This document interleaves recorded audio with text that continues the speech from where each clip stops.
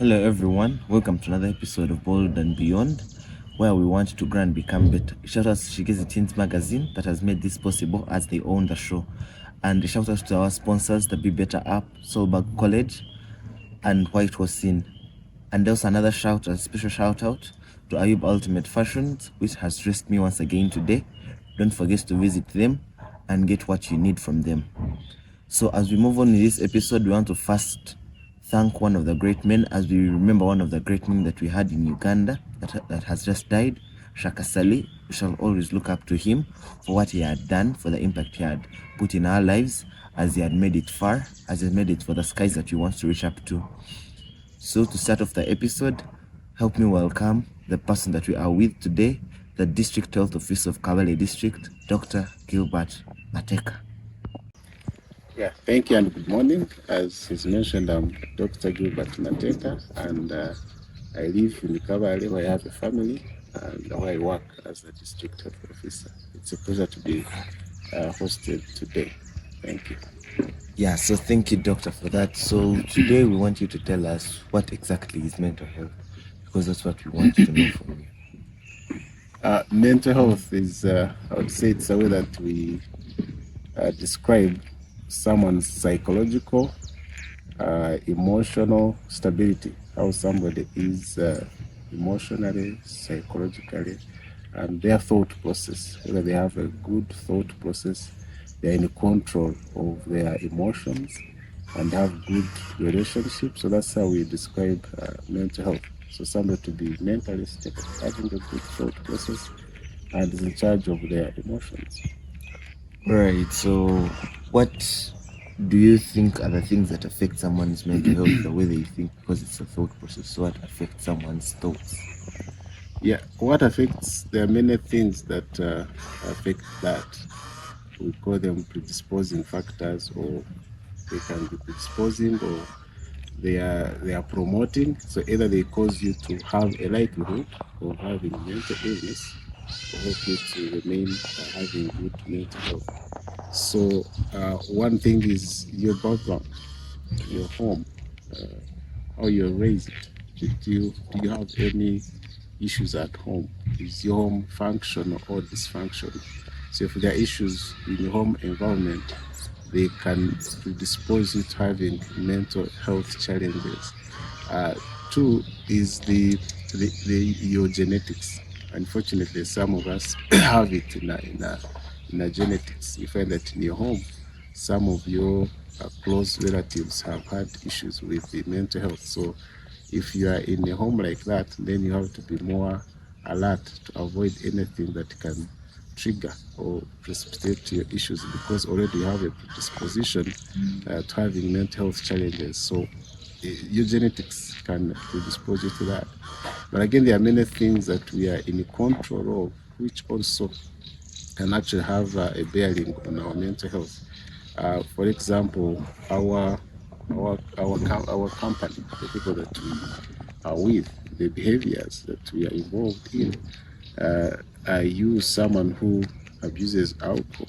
I use someone who, doesn't have good eating habits. So there are many things that you can engage in, and ultimately may affect your mental health, because it affects the way you look at yourself, and ultimately puts some stress on you. Because one other factor that affects the starting point of mental illness is stress. So anything that increases your stress then puts you at the high risk of having mental health challenges. Yeah.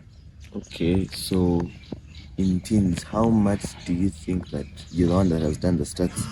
What level of stress will make someone actually go down mentally? Stress is an interesting phenomenon, because we need some level of stress to function. That's a new discovery. Luby, you know that even as in your studies, at the beginning of the term or the semester, you're a bit relaxed. The teacher teaches and you go in the evening, you sleep. But towards examinations, there is some stress of the exams that are coming, and it will cause you to sleep late trying to catch up with work. So there's a level of stress that is necessary for you to perform. But then again, if you overstretch it and go beyond some level, then it snaps, and then you are over the board and you have mental health challenges. So you have to be careful not to stress.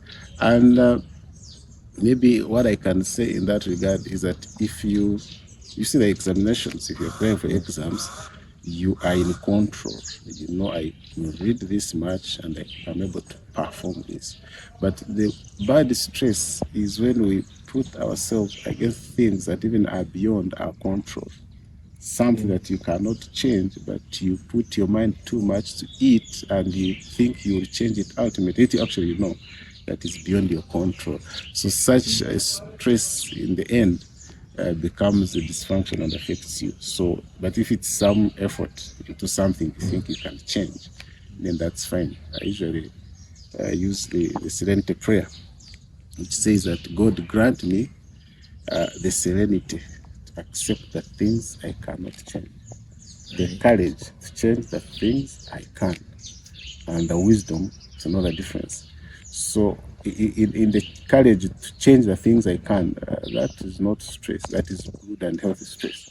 But if I fail to have the serenity to accept things I can change, then I'm likely to end up putting my mind on unnecessary stress, which will affect many other areas of my life and may affect my productivity.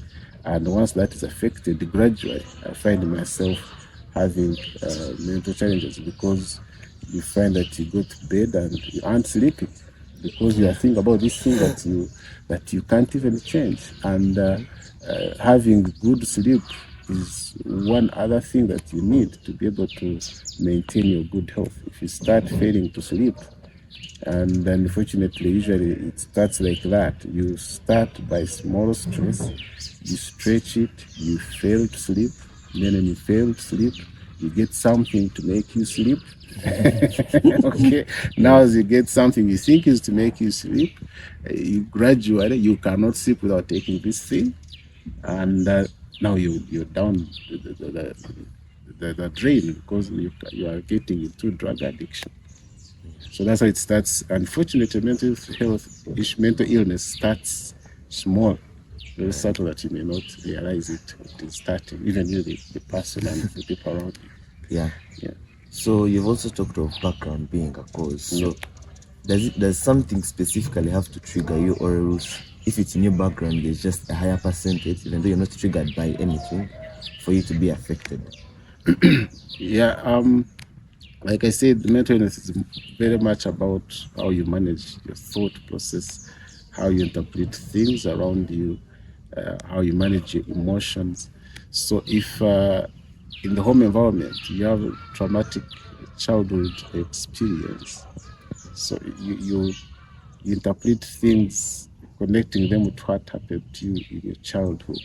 When you see a situation, you are quick to link it maybe to some negative events in your childhood, and this now affects how you manage this, which otherwise was an okay situation, but you thought your thought process connected it to something negative, some negative event in your childhood, and therefore it affects you.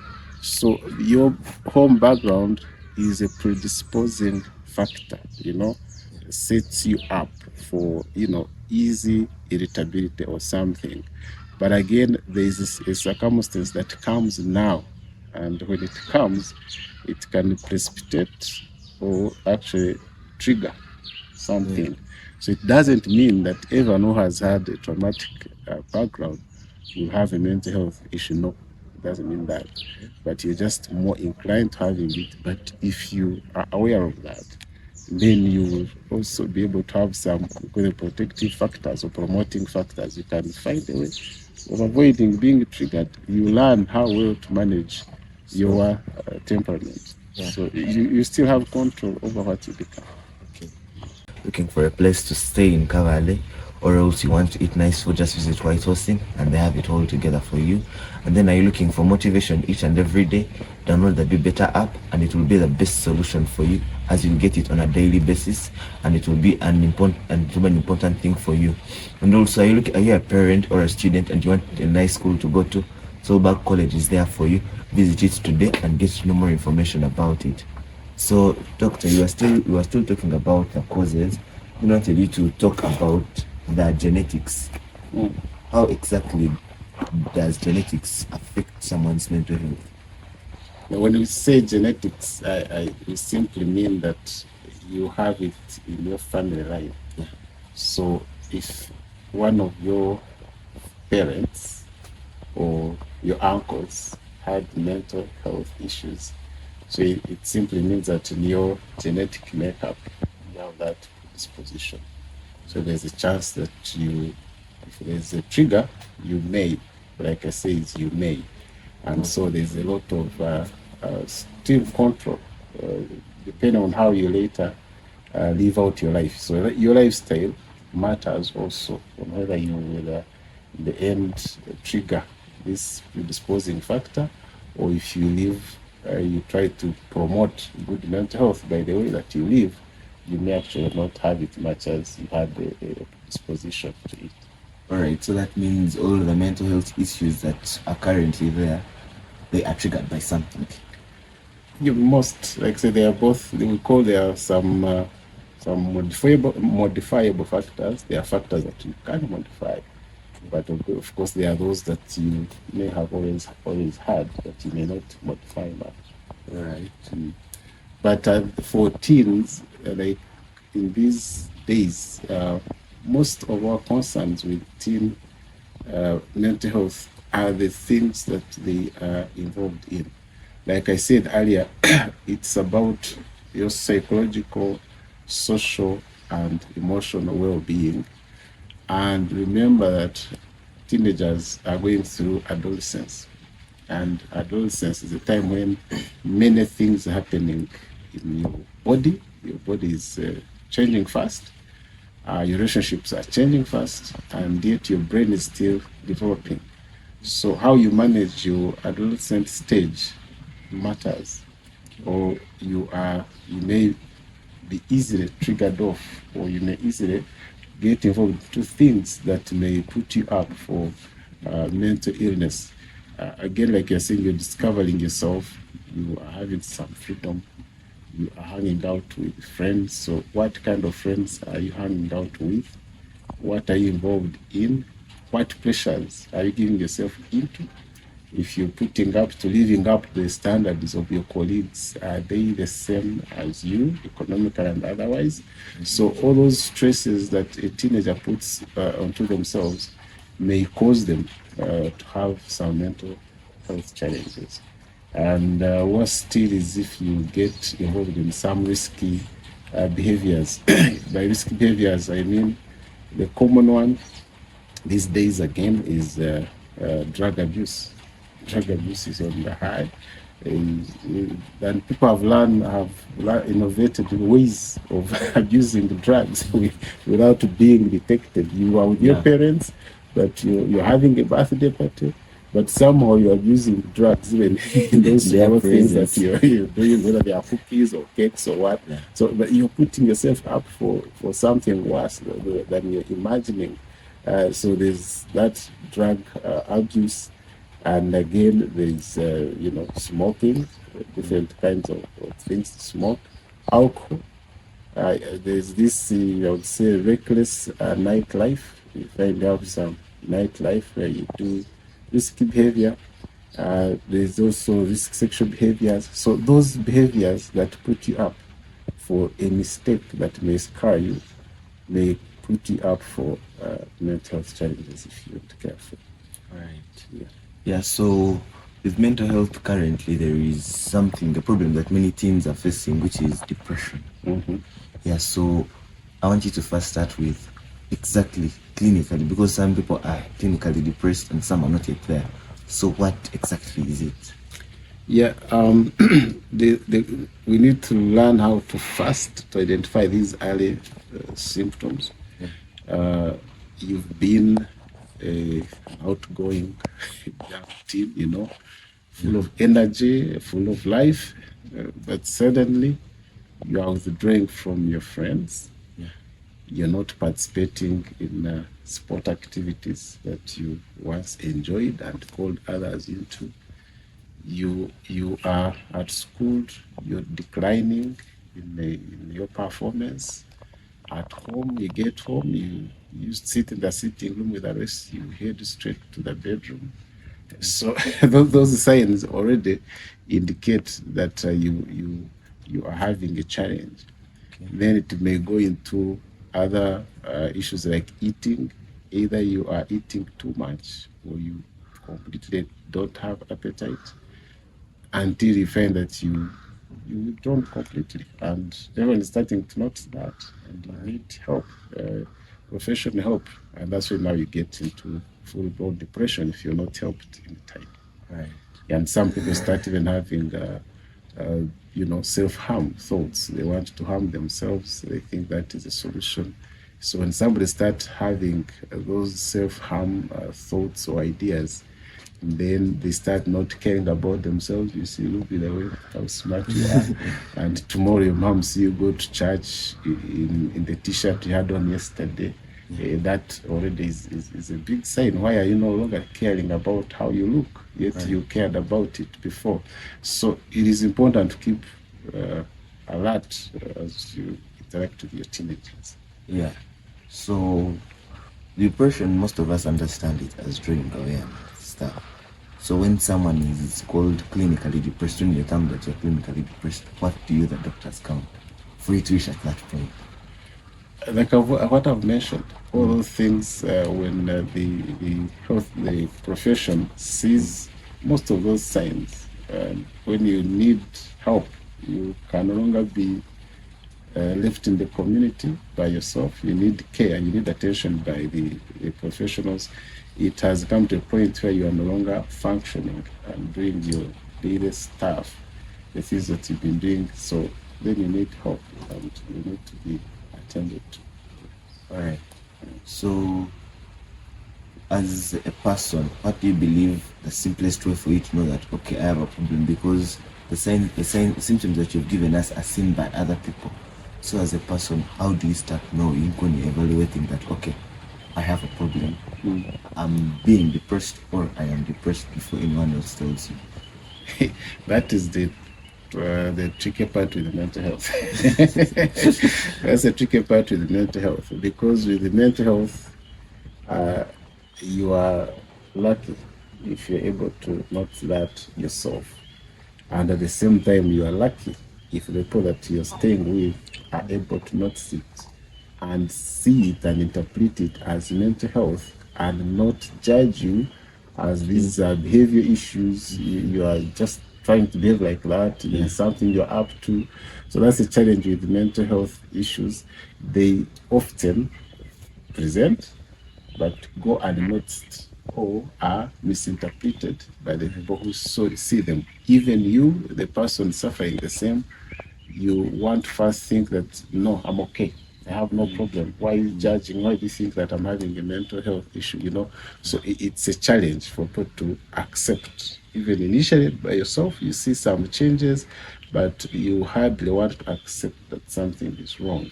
You want to think, no, this is okay. I need to be alone. Why are you bothered that I'm not coming? I want to be alone. So it's difficult, and that's why we encourage teenagers that when you're having any challenge, share with others. Like I said, the easiest is to prevent it early. When you start having symptoms, it's difficult to tell someone who is sick to be able to see their issues, but it's better to prevent early. If you prevent early, if you're having, like I mentioned earlier, some challenges, maybe you went out in the night and made some mistake, don't, go to yourself and blame yourself. And if my parent knows about this, they'll kill me. No, come out. The key thing is to empower teenagers to talk about those issues with a trusted friend with your parent, with someone that your family trusts, whom you think, or a professional, a counselor, somebody will help you out of the challenge that you're facing. So we are likely to see or feel or know about the stress that we are having. But when you wait for it to go into affecting our mental illness, now, yes, we may, but chances are that at that time we may not be in a position to help ourselves.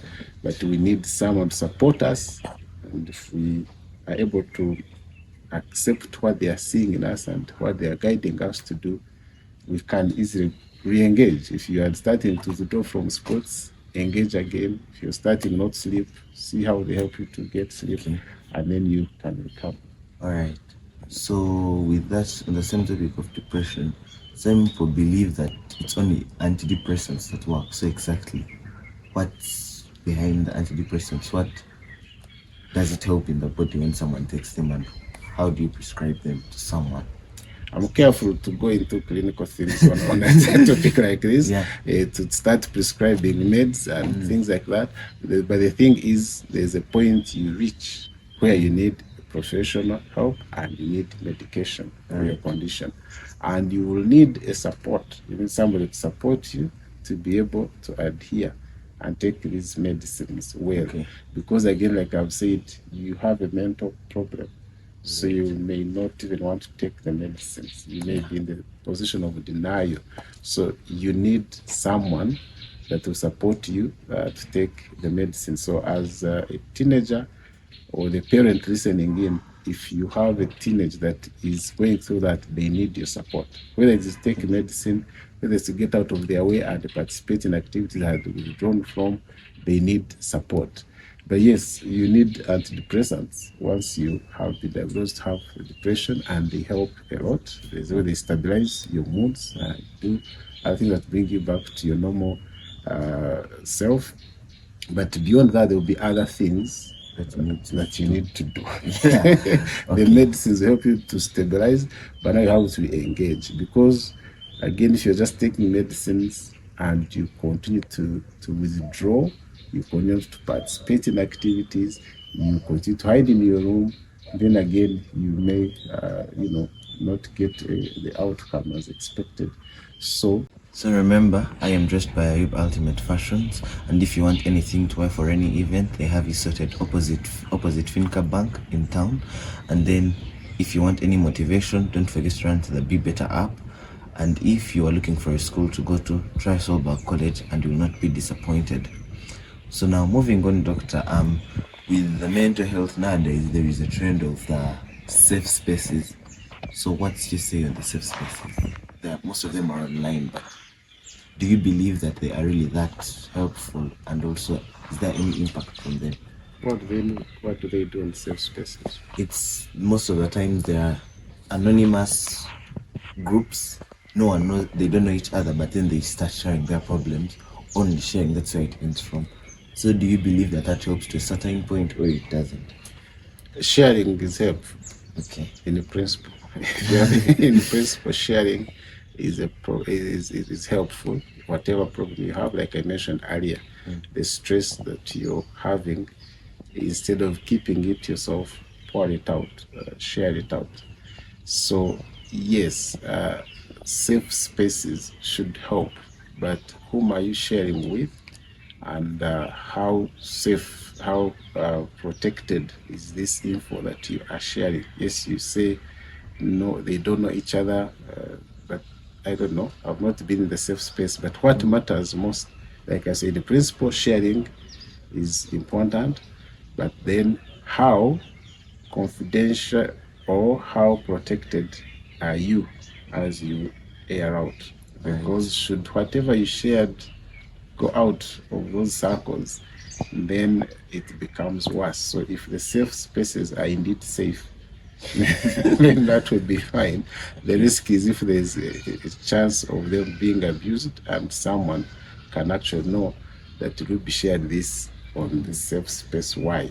Then that can be may not give the desired outcomes. But any platform for people to share and support each other that is healthy And where there's mutual respect, the protection of the information shared are helpful. It's key that you share whatever you're going through with someone you trust. Okay. Yes. Then also, we've talked about the problems, we talked about stress and depression. So as a person, as a friend, how can someone help that person out that they see as a problem? Come again, I want to get it right.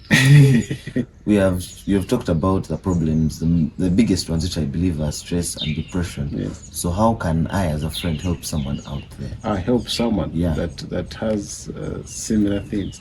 The support system is very important, and it starts with the people that you are with. And usually the starting point, research starts at home. Home is everything. Family is everything when it comes to these issues of mental health. So the adults in this teenager's life are very important. Yes, the other teenagers may want help, but it needs somebody who has experience, has been there before.